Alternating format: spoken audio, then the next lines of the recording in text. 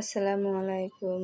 সবাই কেমন আছেন? আশা করি সবাই ভালো আছেন। আলহামদুলিল্লাহ আপনাদের দোয়া এবং ভালোবাসায় আমরাও ভালো আছি।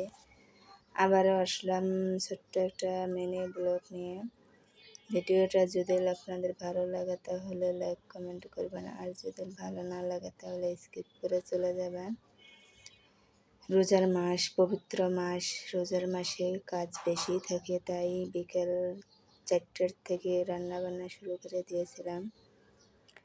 রান্না করব, ইফতার বানাবো, তাই আগে রান্না করতে চলে আসলাম। আজকে রান্না করব অনেক মজার আমার পছন্দের রান্না করব একটু মুরগির মাংস। সব কেটে পরিষ্কার করে ধুয়ে নিয়েছি। আমি গুছিয়ে কাজ করি, কারণ আমি একলা যেহেতু কাজ করতে হয়, তাই সব কিছু কেটে ধুয়ে পরিষ্কার করে নিয়ে রান্না বসিয়েছি। মুরগির মাংসটি ধুয়ে পরিষ্কার করে নিয়েছি, আলু কেটে নিয়েছি, সব মশলা সুন্দর করে কষিয়ে মাংসটি দিয়ে প্রায় 5-7 মিনিটের মতন সুন্দর করে কষিয়ে নেব। কষানো হয়ে গেলে একটু পানি দিয়ে দেবো, বেশি ঝোল রাখবো না। মুরগির মাংস আর আলু একসাথে সুন্দর করে কষিয়ে নেব। এই তো আমার মাংসটা কিন্তু সুন্দর কষানো হয়ে এসেছে। কষানো হয়ে এলে একটু পানি দিয়ে ঢেকে দেবো। প্রায় 5-7 মিনিট পর বলক আসলে আমার মুরগির মাংস রান্না করা রেডি। যেহেতু রোজার মাস একটু কাজ বেশি থাকে, আমার মুরগির মাংস রান্না করা রেডি। জিরে দিয়ে নামিয়ে নেব।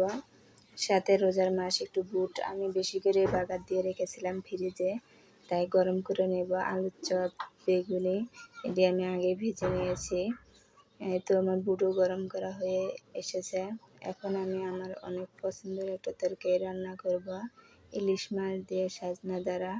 এই সাজনাটি আমি 2 দিন আগে এনেছিলাম, এনে কেটে ধুয়ে পরিষ্কার করে ফ্রিজে রেখেছিলাম।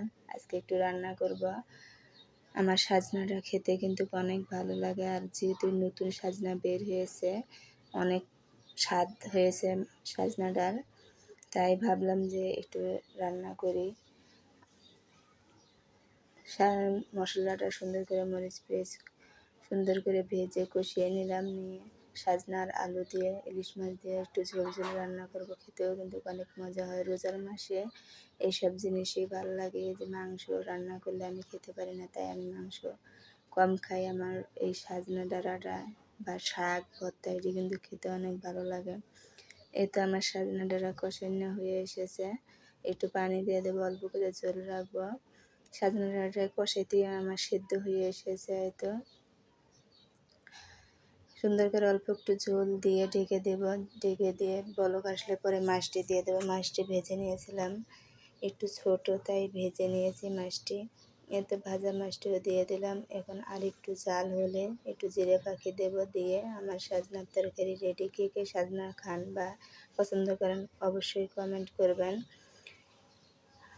আবার দেখা হবে অন্য কোনো ভিডিও নিয়ে। সে পর্যন্ত ভালো থাকবেন। খোদা হাফেজ।